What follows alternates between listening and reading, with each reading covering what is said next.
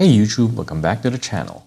Today, we'll explore the design evolution of the Cartier Santos over the last 40 years. We'll take a look at details, subtleties, and nuances that online photos and articles don't always touch upon. And I hope this video gives you a better appreciation of these timepieces in general, and maybe helps you choose which one you want to buy down the road. Before anything else, I want to clarify that this isn't a video about the history of the Cartier Santos or Cartier watchmaking itself. If you want to learn about Louis Cartier and his buddy Alberto Santos Dumont, there are plenty of great watch history videos out there covering them. But this is not one of those videos. With that out of the way, let's get on with business. We have here today 3 Cartier Santos timepieces from my collection. The Santos Carrée large model from the late 70s, the Santos Galbée extra large model from the mid-2000s, and a Santos de Cartier large model in blue dialed guise, which was released in 2019. Go back in time with me here. The year was 1978, and for the last 70 years or so, Cartier had only ever offered the Santos in precious metals and with leather straps. The quartz crisis was in full swing, and Cartier needed a more commercial and affordable version of the Santos Dumont to meet market gaps of the era. Enter the 29mm two-tone steel and gold Santos Carrée.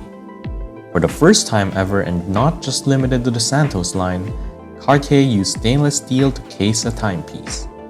Complementing this, the gold square bezel offered a nice visual counterpoint while staying characteristically Santos.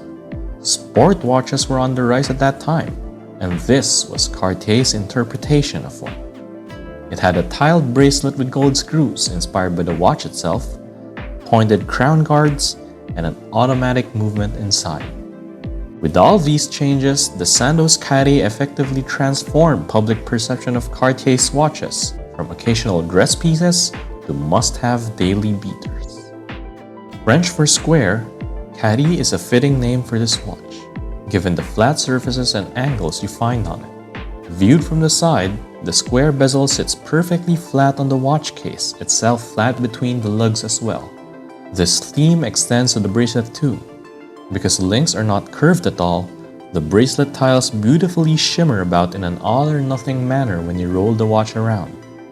I appreciate good geometry, and I really love how a line drawn from the edge of the crystal here perfectly aligns with the inner edges of the bracelet lugs. It allows the Cartier Santos to elegantly look both square and long at the same time. The Cartier 120 automatic movement used in the Santos Carrée is based on the ETA 2000 movement.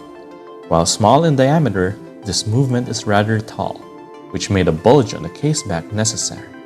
This isn't really noticeable when you wear the watch, other than gaps under the case edges that make it look like it's floating on your wrist. Decades passed and the Santos Carrée found itself in need of evolution. Closing in on the 2000s, Cartier revamped the lineup and launched the next generation Santos Galbée. Galbée translates to curved in French, and curved the Galbée was. Unlike the flat surfaces of its predecessor, the Santos Galbée sported a vertically curved case and a bezel that closely followed. The caseback no longer had a bulge on it, instead arcing concavely to hug the wearer's wrist. The story continues with the bracelet. Where the Carré had flat tile links that shimmered, the Galbée now had, for better or worse, curved links that shined evenly despite movement. Early Galbée iterations paired this new bracelet design with a classic double C single fold deployant found in the old Santos Carré. Later models such as this extra large one launched in the mid-2000s used a hidden double fold clasp instead. But don't let the extra large designation throw you off. At 32mm in width, this Santos Galbée XL was more evolution than revolution of Cartier's tried and tested formula. Less angular, slightly larger, yet still elegant. The long square geometry I talked about a few moments ago also carried over nicely to the Santos Galbée. In 2004, Cartier launched the Santos 100 line to celebrate 100 years of the Cartier Santos. Unfortunately, I don't have an example to show you guys today, But a big change with this version was Cartier's departure from the long and elegant look that was present since the Santos Carrée in favor of a more boxy and substantial look. The Santos 100 was bold and loud, pretty much in keeping with the trend of the time. By 2018, Cartier decided to scale the loudness back by launching a drastically different Santos, now called the Santos de Cartier, during that year's SIHH Expo. I have here with me the blue dialed variant that was launched a year later. It features the same case, movement, and strap changing system that the 2018 release did. With the Santos de Cartier, Cartier built on the squarish look that they introduced with the Santos 100, but added a twist to it by making the top and bottom edges of the traditionally square bezel flow into the bracelet or strap. Combined with reduced lug-to-lug and thickness dimensions, this departure from tradition worked well in making the Santos de Cartier look a lot less bulky than its predecessor. It was, in some ways, a return to elegance. When crown guards were introduced to the Santos design over 4 decades ago, they looked almost tacked onto the case, occupying their own vertical layer when viewed from the side. In line with the new theme, the Santos de Cartier featured pointed crown guards that flowed from the case chamfers and allowed the watch to slide more easily in and out of shirt cuffs. More importantly, this change reduced the visual weight of the crown guards when viewing the Santos de Cartier straight on and helped the watch look just that little bit more symmetrical. Much like the Galbées before it, the Santos de Cartier's bracelets featured curved links with even sheen. Just a millimeter wider and now equipped with push-button clasps, these new bracelets didn't really offer significant visual changes. Their functionality, however, was a different story. For the first time ever, Cartier's quick-switch strap-changing system was used in the Santos. This system allowed users to conveniently change straps and bracelets in a matter of seconds. Used to dealing with spring bars for almost a decade, I dismissed this as nothing more than a gimmick when I first heard of it. If it isn't obvious from the number of quick-switch straps that I now have for the Santos de Cartier, I eventually changed my mind.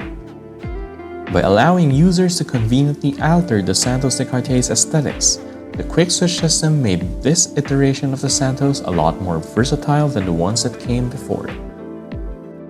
We've covered quite a bit of ground talking about the last 40 years or so of Santos design, over which Cartier made several tweaks. We all have our own preferences, and understandably, not all of the changes made appeal to everyone. If you had the chance to design the next Cartier Santos, how would your version of it look like? Here's mine. I'll use a case slightly larger than the extra-large Galbées, something closer in size to the medium model Santos de Cartiers. The crystal will be scaled down to align its edges with the inner lugs, and the bezel will still flow into the bracelet like it does in the latest Santos. Both of these work to give a longer feel to the timepiece. Feel is a key word here, however, since a shorter lug-to-lug length ends on each side by slanting slightly downwards like in the vintage Cartier. The slightly narrower bracelet, still with quick switch of course, would use flat-tiled links instead of modern curved ones to add a light retro note to the timepiece and bring back the eye-catching shimmer that looked so nice on the Santos Carrée. As for the pointed crown guards, I'm not quite decided whether I prefer their modern expression over the way the classics had them. There's just something beautifully industrial about raw crown guards sticking out from the side of the watch case. With this in mind, I think I'll go with the latter. What do you think of this design? How would your ideal Santos look like? I'm very interested to learn about your ideas, so please do share them in the comments below. It's a fun, inconsequential little exercise for us watch fans. But who knows? La Maison might just be listening. I hope you found this video informative.